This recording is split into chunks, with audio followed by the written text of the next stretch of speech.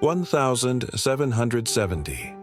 Versailles, the wedding night of 14-year-old Marie Antoinette. Louis entered the bedchamber. He stood there for 3 minutes, and then he left.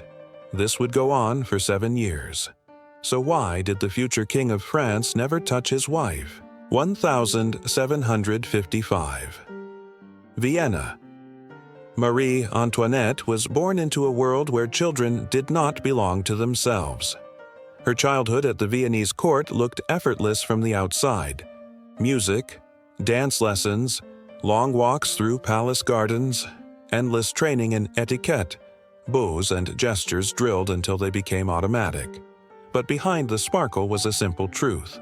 She was growing up in a family where every child was a political calculation. Empress Maria Theresa never hid it. Her sons and daughters were tools of diplomacy. And when Antoinette grew old enough, her fate was decided long before she could even imagine herself as an adult. She was 12 when the words "the French throne" were first spoken about her future. To her, it sounded like a fairy tale. Golden Versailles, glittering gowns, music, lavish balls. But Maria Theresa saw it differently. An alliance with France was a matter of state survival, a way to secure Habsburg power in Europe. 3 years of preparation, 8 hours a day, French lessons, every movement corrected 10 times over. The Empress wrote 2 letters a week, each one full of criticism. You hold your fan wrong. You smile too wide. You are not graceful enough. Antoinette had to become perfect, but inside her, anxiety was growing. She understood something crucial.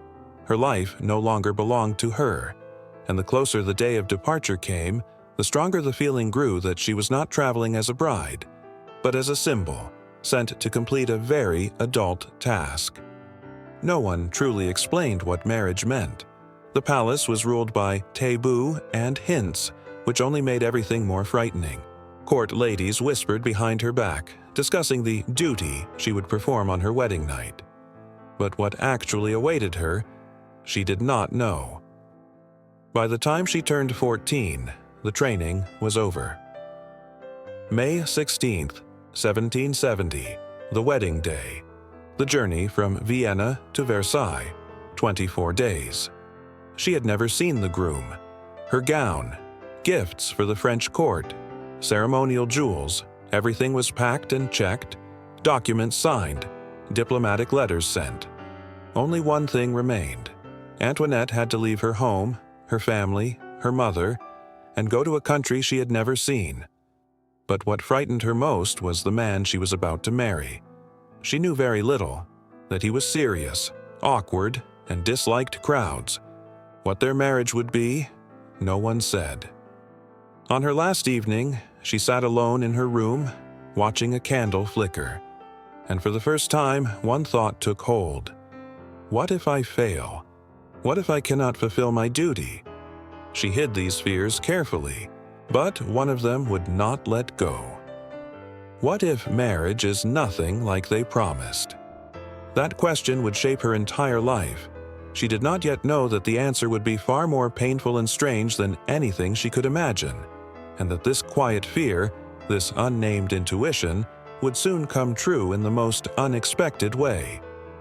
The move to France became a true rebirth for Marie Antoinette, not by choice, but by force. At the border, she was stripped, literally. In front of witnesses, they removed her dress, the jewelry given by her mother, her undergarments, everything. She was dressed naked in someone else's clothes, French clothes. One witness wrote, "She cried, but did not dare to object." Thus, Austria died, and the Dauphin of France was born. She was 14 years old. She entered France as if newly born, but this birth came with loss and cold uncertainty. Yesterday, she was still allowed to laugh, to be careless. Today, she was expected to be a woman, worthy of the French throne. When she first saw Versailles, she tried to smile, but her heart tightened. The palace was overwhelming. Endless galleries, mirrors, gold, marble, magnificent, almost unreal. But behind the splendor stood a harsh truth. Versailles was not a home. It was a system, a living organism with its own rules, where every step was watched, judged, remembered. There was no room for error. In Vienna, she had been eased into her role. In Versailles, she was expected to perform immediately. Her first meeting with Lois surprised her. She had imagined a confident, proud heir. Instead, a tall, awkward boy stood before her, his eyes lowered. He bowed clumsily, muttered a few words, and left almost at once, as if afraid to remain near her. She was confused. At court, men were usually charming, self-assured, eager to speak. Here, only silence, distance, uncertainty. She told herself it was shyness. The first day, the weight of ceremony. But deep inside her, a small shadow of doubt appeared. The wedding was among the most lavish ceremonies of the century. Crowds gathered at the gates. Music filled the halls. Courtiers whispered. Men made plans. The union of France and Austria was more than a marriage. It was a political statement. All eyes were on them. And in that moment, Antoinette understood. Her life no longer belonged to her. Every movement, every glance, even her expression would be observed and judged. But the greatest trial still lay ahead. The wedding night. Court ladies whispered openly about how soon she would give France an heir. The pressure was crushing, and Lois, instead of growing calmer, looked more tense with every hour. He avoided her eyes, spoke briefly, laughed nervously. His shoulders twitched as if he wished to disappear. When night finally came, she was not prepared for what would happen. But the truth went far deeper than she could understand then. Versailles was only beginning to teach its cruelest lessons. What happened behind the closed door of their bridal chamber would become the key to 7 years of silence, humiliation, and whispers. And yet, the most shocking part of this story was that the real reason was far closer than the young Dauphine imagined. It stood right beside her, in the man she was meant to love. The wedding night was meant to be the climax of everything Antoinette had been prepared for. Courtiers escorted them to the bedroom door, as ritual demanded, and then withdrew. Down the corridor, whispers lingered for hours. By morning, details were expected. At Versailles, nothing was private. Marital duty was not intimacy. It was politics. The future of two empires depended on what happened behind that door. When it finally closed, Antoinette sat on the edge of the enormous bed, trying to stay calm. Her heart was pounding so hard she thought it might tear her apart. She did not know what would happen next. Everything she'd been taught was etiquette, not life. How to hold her head, how to smile, how to move. No one had explained how to live beside a man. Lois entered a few minutes later. The last echoes of footsteps faded. He took several steps forward and stopped. She waited for him to come closer, to speak, but he stood there as if rooted to the floor. His hands nervously clutched his jacket. His eyes darted toward the walls, searching for escape. Seconds stretched into something unbearable. And then, it ended almost silently. He said he was tired, turned around, and left. The wedding night ended before it even began. By morning, everyone knew. Not because anyone saw, but because no one heard what was expected. At court, silence always demands explanation. Rumors spread instantly. Some whispered he was too young. Others that he feared women. Others still that Antoinette was uninspiring. No one asked how she felt. No one considered that for a 13 or 14-year-old girl, this could be devastating. Worst of all, no one knew the reason, not even her. The first night became the second, then the third, then a full month. Each time, Lois found an excuse. Tired. Too much work. Early hunting plans. He would enter the room, sit on the edge of the bed, talk about trivial things, smile a shy, boyish smile, and leave. Between them grew a strange kind of closeness, proximity without touch. He was gentle, soft-spoken, kind in his own way, but he circled her body as if it were something forbidden. She told herself he was nervous, that it took time, that it would pass. Months turned into years. Nothing changed. Meanwhile, Versailles became a pressure machine. Older ladies whispered, "You must insist more." Men laughed behind Lois' back. Maria Theresa wrote letters growing harsher each time. The duty is still undone. Antoinette wept at night, not only from humiliation but from confusion. What had she done wrong? And then her earliest fear came true. The fear that marriage would not be what she had been promised. She had been afraid to disappoint. Now disappointment was being used as a whip, and it struck only her. Still, Lois' true secret remained hidden. Not from ministers, not from doctors, not even from family. No one knew that the cause was not coldness, not a lack of feeling, not indifference. It was deeper, physical, and far more painful. When the court would finally begin to suspect the worst, when Austria demanded answers and France grew restless for an heir, someone would arrive who dared to say aloud what everyone feared to name. That moment would end the silence that had lasted too long. But first, Antoinette would endure years of humiliation, whispers, and political games. And so the mystery formed, one that haunted the entire court. What really happened behind the doors of the royal bedchamber? And why did her husband avoid her for so long? 1777. 7 years had passed. Versailles boiled with rumors. Louis is impotent. Antoinette is barren. The marriage is invalid. Maria Theresa was furious. Her letters turned brutal. "You are disgracing Austria. Fulfill your duty. Or why did I ever give birth to you?" Antoinette wept over every line. But what could she do? Her husband still avoided her. Then, everything changed. Her brother arrived in France, the Emperor Joseph II. He demanded a meeting with Lois, alone. The conversation lasted 2 hours. No one knew what was said, but when Lois emerged, his face was pale, and for the first time in 7 years, he was ready to face the truth. After the conversation with Joseph II, everything changed, but not in the way Versailles expected.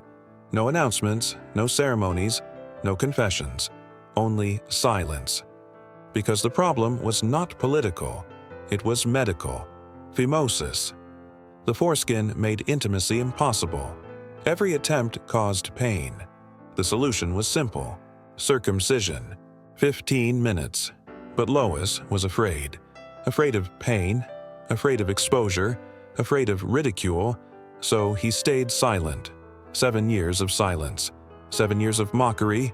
7 years his wife suffered because of his fear. In 1777, the procedure was done. No anesthesia. It did not exist. Joseph wrote to their mother. The procedure lasted a quarter of an hour. What should have happened 7 years ago was delayed by fear. 2 weeks later, Lois came to Antoinette again. Not to leave, but to stay. She did not understand at once. No one explained anything, but she noticed the change.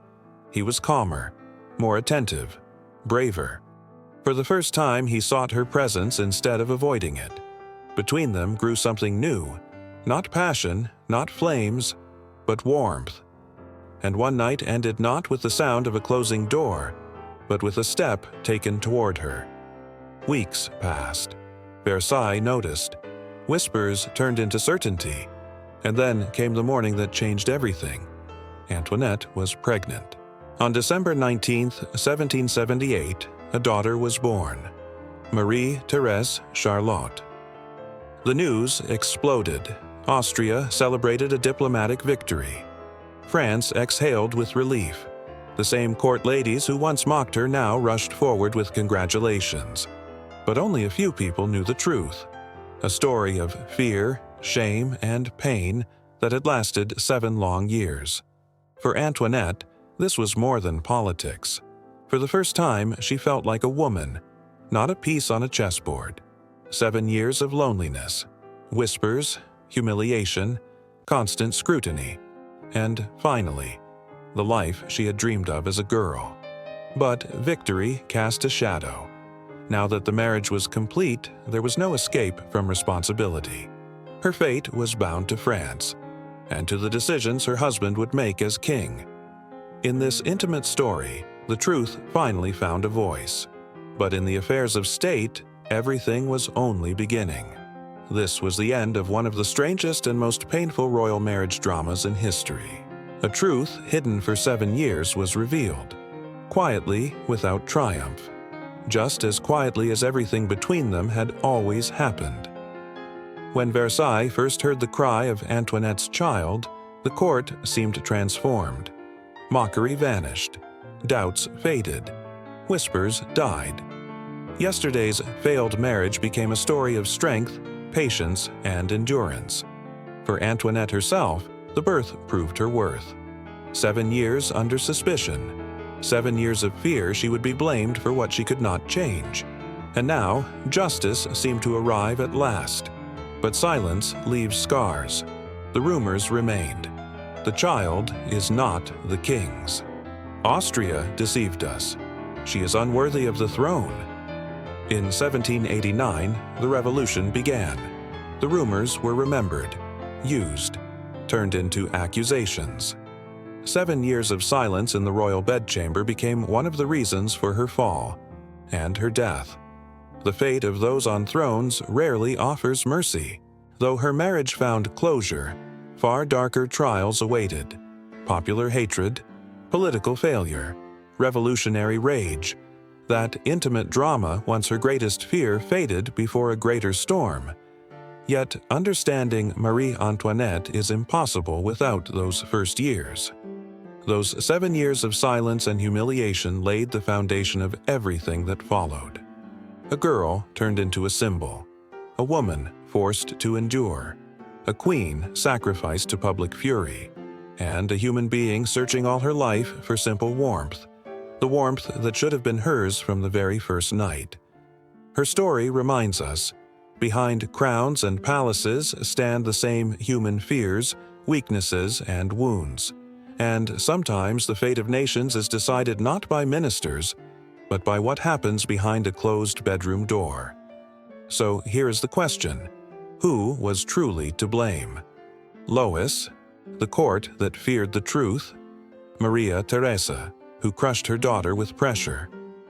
Or a system that turned 2 teenagers into living symbols and denied them the right to fail? If stories like this interest you, true histories of monarchies, intrigue, and human destiny, stay with us. More are coming.